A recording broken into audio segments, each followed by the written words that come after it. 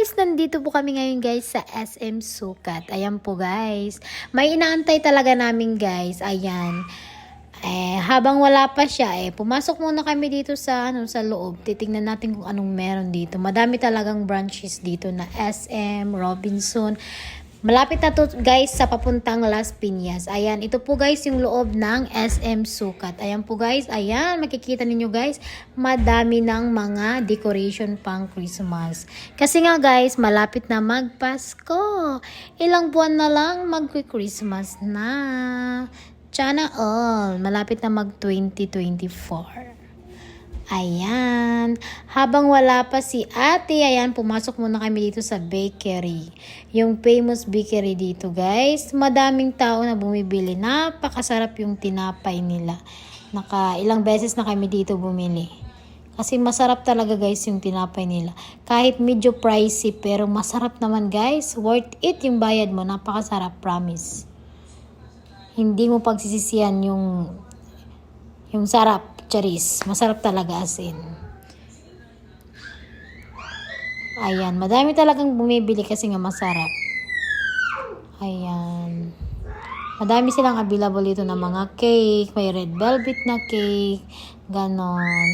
Pero actually ngayon ayoko ng mga matatamis kasi nga nag-less ako ng mga sweet kasi nga napataba talaga sila. Promise.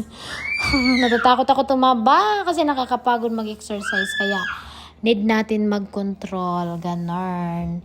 Ito yung lagi namin binibili na tinapa. Yung bibilin namin na tinapa yung lagi namin binibili sa Brunei. Kasi favorite yan ng mister ko. Buti na lang meron sila dito.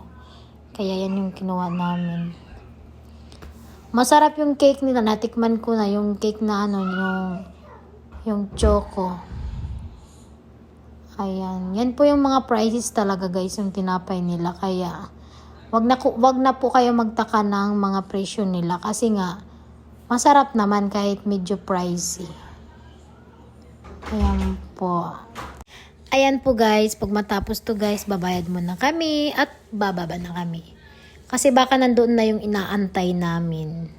Ayoko naman siya mag-antay ng matagal. Okay lang kami yung mag-antay, wag lang siya. Kasi kawawa naman, no, diva. Ayan, pagkatapos ito, magbabayad na kami. Ayan, guys, yung loob, guys. Ang ganda naman ng ambience nila. Ang ganda ng loob ng SM dito sa Sukat. Actually, guys, dalawa talaga to guys. Ito siya, building A siya. Building B siya. Kasi dalawa yung SM Sukat dito, guys. Mahaba talaga yan ng SM. May building A. Yung building A nandoon sa unahan. Ito yung pang second. Ayan po guys. Ayan. Kahit saan, no? Mayroon talagang madami na talagang mga decoration pang Christmas. Ayan. Pasensya na guys, medyo maingay kasi nandito yung anak ko habang nagbo-voice over ako. Nakikijoin din. Mga pasaway itong dalawa. Sobrang naughty. Ayan. Sana all. Sobrang luwag talaga to guys yung SM. Madaming SM dito guys. Madaming branches ng SM. Doon sa Quezon City meron din doon yung pinakamaluwag na SM, yung SM Araneta. Sayang hindi ko lang na-videoan. At that time kasi nga busy kami. Dito lang ako nagkaroon ng time.